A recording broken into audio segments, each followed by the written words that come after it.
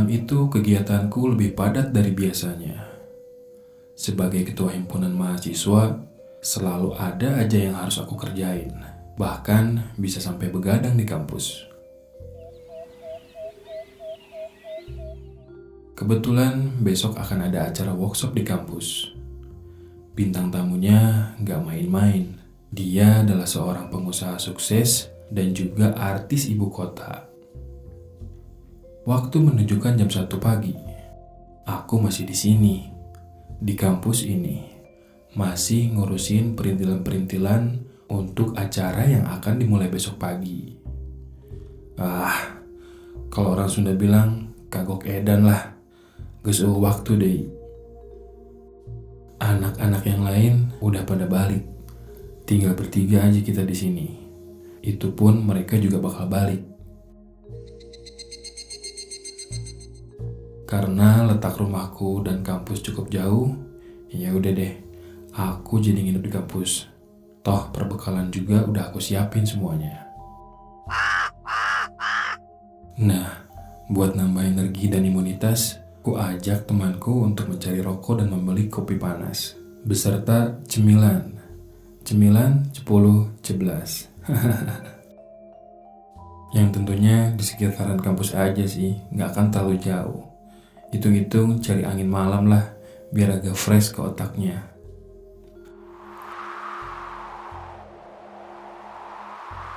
Cuaca gak seperti biasanya, Malam ini asa dingin pisan, sampai kayak nusuk ke tulang benulang. Hahaha, lebay dikit gak apa-apa ya. Asal jangan sampai nusuk hati Neng aja. Yang dingin tentunya. Aa capek nusukin Neng, tapi Nengnya no respon. Gas, ku ambil jaketku. Langit begitu pekat. Malam itu cuma ada suara jangkrik yang saling bersautan. Lorong-lorong di kampus juga terlihat sepi dan dingin dirasa. Bahkan ada beberapa lorong yang mati lampunya. Pemandangan kampus yang sudah biasa kulihat di malam hari ini terasa berbeda. Kupercepat langkahku ke arah parkiran motor.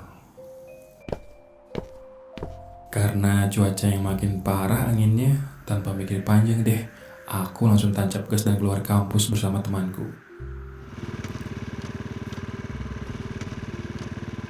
Kami mencari ke sekitaran kampus. Sial, warung kopi yang biasanya buka seberang kampus, malam itu malah tutup. Aku harus cari lagi keberadaan warung kopi atau warung-warung cemilan yang lainnya. Aku kemudian ingat.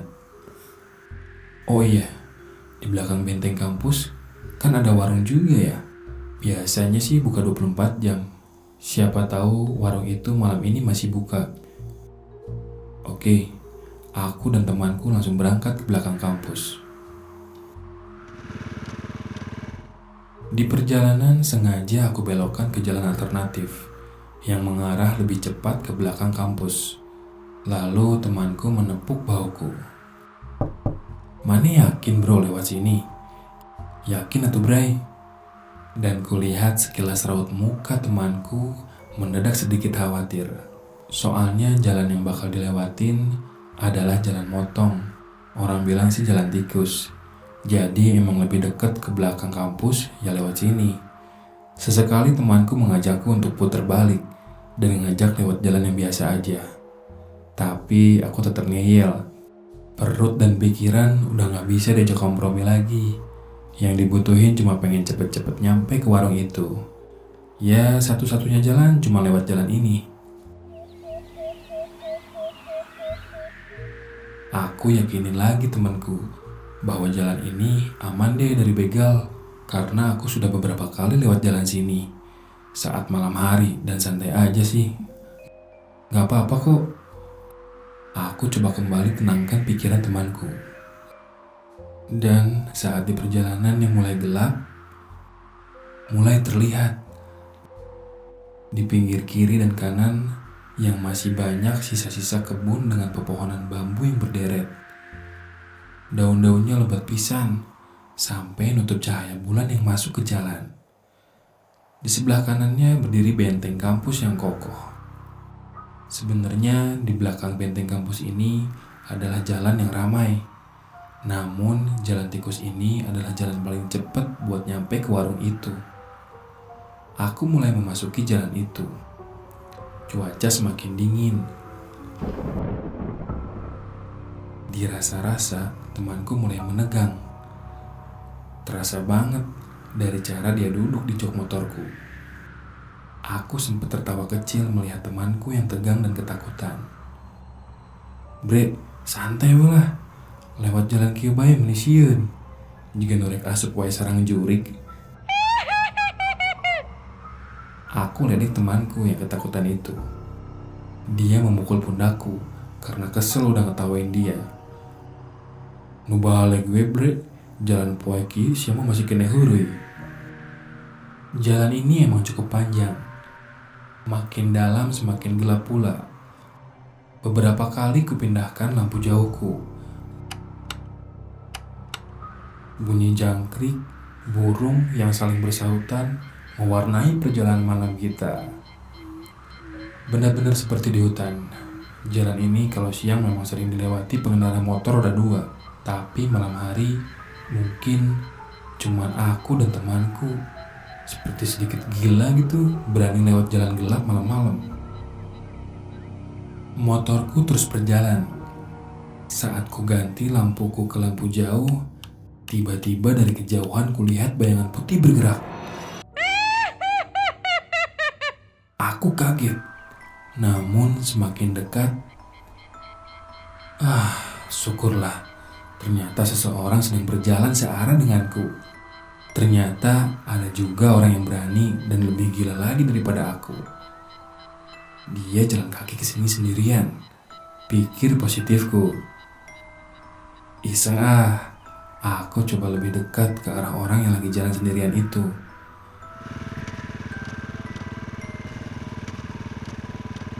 Dan semakin kaget ketika yang dilihat itu adalah sosok perempuan.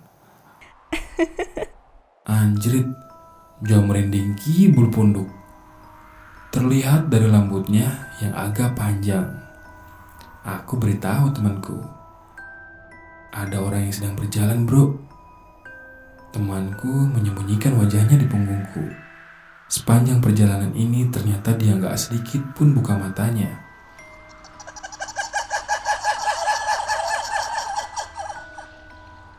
Aku nanya temanku, apa kita tawarin tumpangan aja gitu? Kasian kalau harus jalan sendirian. Temanku ngomong sambil gugup, tong eureun bro, geus we, jalan terus bae. Hoream urusan jeung nu kitu. Leuheung mun jelema, mun lain.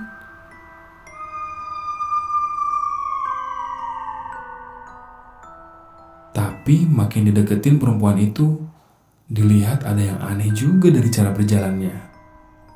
Bahunya miring ke kanan. Tangannya terkulai seperti lemas. Aku makin penasaran. Saat semakin mendekat, kupelankan motorku. Temanku kembali menepuk bahuku. Dengan wajah yang semakin panik dan meremas jaketku.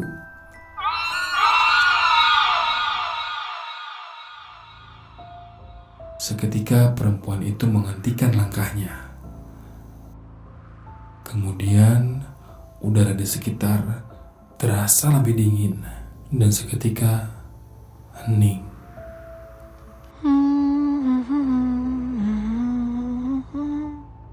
Badannya kurus, sepertinya tangannya juga cedera. Gak sedikit pun dia naikin wajahnya ke arahku. Akhirnya ku beranikan diri bertanya, mau bareng Neng sampai jalan raya? Bahaya malam-malam jalan di sini sendirian. Perempuan itu tetap berdiri mematung dengan lengan kanannya yang terkulai remah. Temanku terus menepuk bahuku sambil menutup matanya. Dia terus menyuruhku untuk tancap gas. Alih-alih mendengarkan, aku malah bertanya lagi. Neng, sekali lagi, mau ikut ke depan Neng? Tanyaku.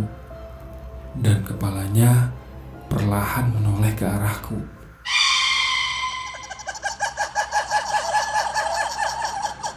Sautan burung semakin kencang, angin bertiup perlahan. Terlihat wajahnya yang pucat.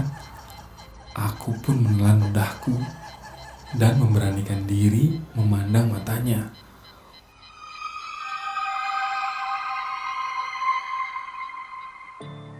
Kulihat matanya kusam. Dia lebih nampak kehitaman. Sorot matanya tajam memandangku. Dia tersenyum tipis. Bulu kuduku serontak langsung merinding seketika. Jantungku rasanya mau copot. Lalu dia berbicara pelan. Tanganku patah.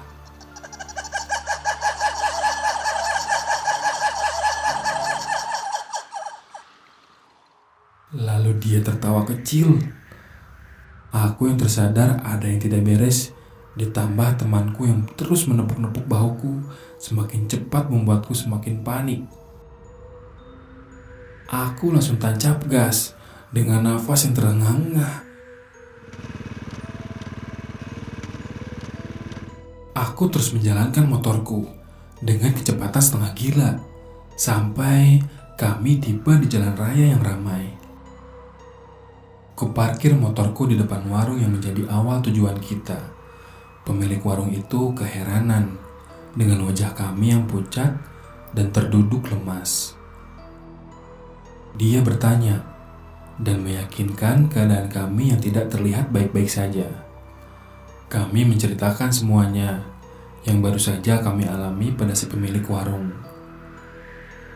Aku juga menjelaskan keanehan itu baru pertama kali terjadi, padahal selama ini baik-baik aja kalau lewat jalan itu. Dan pemilik warung itu berkata, "Ah, marahnya mah sompralnya." Dia tersenyum menghela nafas panjang. Di situ pernah ditemukan mayat perempuan. Menurut polisi setempat, ada kemungkinan perempuan itu melawan sehingga terjadinya penyiksaan dan tangannya patah kemudian meninggal dengan beberapa luka di bagian badannya.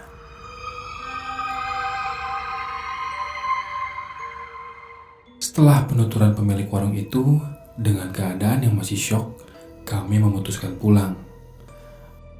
Acara pagi itu kuserahkan sepenuhnya pada wakil, karena di hari itu aku hanya bisa berdiam diri di kamar. Masih menenangkan diri dengan tubuh yang terkulai lemas dan menggigil demam. Dan itu bukan corona, teman-teman. Terima kasih sudah mendengarkan cerita ini. Sehat selalu. Gerde Melek.